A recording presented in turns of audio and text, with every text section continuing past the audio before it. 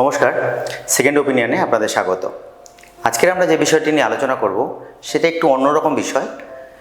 এখন যে ইয়ং জেনারেশনের মধ্যে বিশেষ করে আমরা যদি 20 থেকে 40 বছর বয়সী পুরুষদের ক্ষেত্রে ভাবি, একটা বড় সমস্যা যেটা দাঁড়িয়ে গেছে সেটা হচ্ছে পুরুষদের বন্ধ্যাত্ব, মানে মেল ইনফার্টিলিটি। যদিও ইনফার্টিলিটির সাথে সবসময় মেয়েদেরকেই জড়িয়ে রাখা হয়, মানে যে কোনো ধরনের যদি কারো ছেলে মেয়ে না হয় সেক্ষেত্রে ভাবাই হয় প্রথমে যে মেয়েদেরই এই সমস্যাটা আছে, যার জন্য কিন্তু বাচ্চা আসছে না বা বাচ্চা হচ্ছে না। কিন্তু 30% থেকে 40% ক্ষেত্রে কিন্তু ছেলেদেরই অবদান থাকে এক্ষেত্রে, এবং সেখানে সবথেকে বড় যে বিষয়টি উঠে আসে সেটা হলো আমাদের স্পার্ম কাউন্ট বা স্পার্মের কোয়ালিটির সমস্যা। এইটা শুধুমাত্র যে ইনফার্টিলিটির জন্য ইম্পর্টেন্ট তা নয়, ইনফার্টিলিটির পরেও এখনকার দিনে আধুনিক রিসার্চে জানা গেছে যে মিসক্যারেজ বা স্টিল বার্থ বা বাচ্চা হওয়ার পরে যে হঠাৎ করে আইসিইউতে দিতে হচ্ছে বা নিউনেটাল আইসিইউতে দিতে হচ্ছে, তার ক্ষেত্রে কিন্তু এই যে স্পার্মের কোয়ালিটি খারাপ হওয়াটা কিন্তু একটা বড় ফ্যাক্টর হিসাবে এখনকার দিনে রিসার্চে দেখা গেছে। তো সোজাভাবে যদি বলতে পারি তাহলে সক্ষম যে পুরুষ তাদের মধ্যে স্পার্ম বা শুক্রাণুর সংখ্যা কমে যাচ্ছে এবং তার কোয়ালিটিও খারাপ হচ্ছে, মানে সে যতটা সজীব সতেজ হওয়া উচিত সেটাও হচ্ছে না। এটাকে আমরা বিজ্ঞানের পরিভাষায় অলিগোস্পার্মিয়া বা অলিগোঅ্যাস্থেনোজুস্পার্মিয়া বলি, মানে সেগুলো সবল নয় বা তার শেপও অনেক সময় খারাপ হচ্ছে। একটা টিপিক্যাল বেলুন লাইক দেখতে হয়, বেলুন এবং নিচে একটা দড়ির মতো দেখতে হয় শুক্রাণু, সেইটা দেখা যাচ্ছে অনেক সময় অ্যাটিপিক্যাল শেপে হচ্ছে, যার ফলে সে ফার্টিলাইজেশনটা ঠিক মতো হচ্ছে না। মানে মেয়েদের ক্ষেত্রে ঠিক থাকলেও আমাদের ক্ষেত্রে হচ্ছে না। এটা সম্বন্ধে একটা গুরুত্বপূর্ণ ডেটা যেটা দেখা যায় সেটা হচ্ছে এই মুহূর্তে এর কিন্তু প্রিভ্যালেন্স খুব হাই।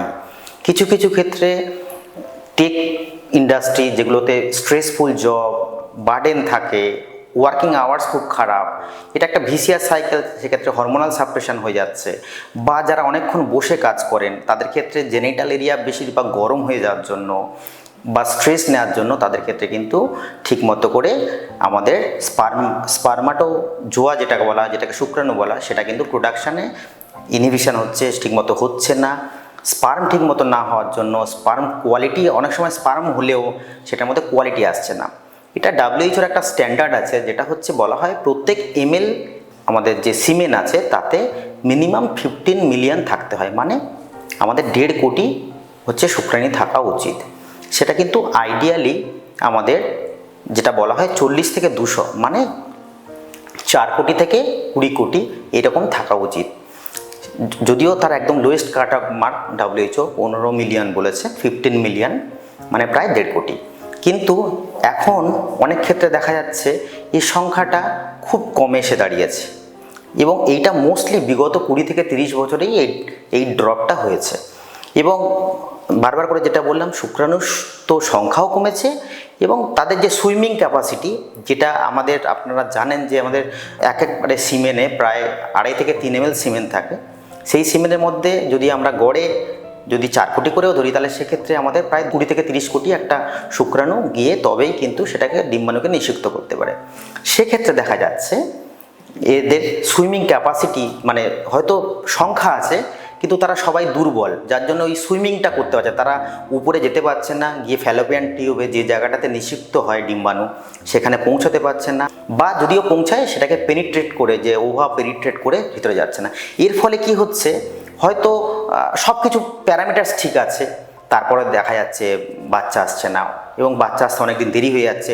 যতদিনে আপনি টেস্ট করাচ্ছেন ততদিনে 1 বছর 2 বছর পের হয়ে যাচ্ছে। কারণ এখনকার দিনে এমনিতেও লেট ম্যারেজের জন্য আমাদের অনেক এজে বিয়ে হচ্ছে, তারপরেও যদি এরকম টেস্ট করে, কারণ ছেলেদের জেনারেলি টেস্ট করাতে যায় না, মেয়েদেরই টেস্ট করালো সবাই, দেখা যাচ্ছে ছেলেদের ব্যাপারটা কিন্তু চাপা পড়ে থাকছে। যখন টেস্টের রেজাল্ট চলে আসছে সেই সময় অনেকখানি দেরি হয়ে যাচ্ছে। কিছুদিন আগেই রাজস্থানের যোধপুর বলে যে জায়গাটা আছে, ওখানকার কিছু, ব্যাঙ্গালোরের কিছু, এইখানে দেখা গেছে প্রায় 90% মেল হচ্ছে, মানে শুক্রাণু নেই বললেই চলে, মানে অ্যাজোস্পার্মিক। সেখানটাতে সিমেন আছে কিন্তু শুক্রাণু নেই, বা শুক্রাণু থাকলে তাদের কোনো মোটিলিটি নেই, মানে তারা চলাচলই করছে না। মাইক্রোস্কোপের তলায় যদি দেখি আমরা, তার মুভমেন্টই নেই। এবং তারা কিন্তু সবাই ফার্টাইল এজ গ্রুপের মধ্যে, মানে 20 থেকে 40 বছর 45 বছরের মধ্যে। এই অবস্থা কিন্তু আগে ছিল না। আমরা এটাকে নিয়ে আমরা তাও ভাবি যে আমাদের ভারতবর্ষের মতো দেশ যেখানে এত জনসংখ্যা, সেখানে কি এটা সত্যি থাকতে পারে? এই মুহূর্তে যেটুকু ডেটা আমাদের হাতে আছে সেটা বেশ অ্যালার্মিং, যেটা খুব মানে রেড ফ্ল্যাগ বলতে পারেন। গোটা পৃথিবী জুড়েই হচ্ছে, বিশেষ করে অত্যধিক জাঙ্ক ফুড খাওয়ার জন্য, লাইফস্টাইল ডিসঅর্ডারের জন্য, রাত্রে ঘুম ঠিক না হওয়ার জন্য, অতিরিক্ত ওয়্যারলেস টেকনোলজি ইউজ করার জন্য, বা আরেকটা খুব ইম্পর্টেন্ট ফাইন্ডিংস যেটা এসেছে সেটা হচ্ছে যে ফার্টিলাইজার, যেটা কৃষিক্ষেত্রে যে ফার্টিলাইজার ইউজ হয়, সেই ফার্টিলাইজার সেগুলো অ্যান্ড্রোজেনটাকে আমাদের ডিপ্লিট করে দিচ্ছে, সেগুলোর জন্যও হতে পারে। তাহলে এরকম নানাবিধ কারণ থাকতে পারে যেগুলোর জন্য কিন্তু আমাদের শুক্রাণু প্রোডাকশন ঠিকমতো করে হচ্ছে না, বা যদিও হয় সেটা কিন্তু খুব একটা হেলদি প্রোডাকশন হচ্ছে না।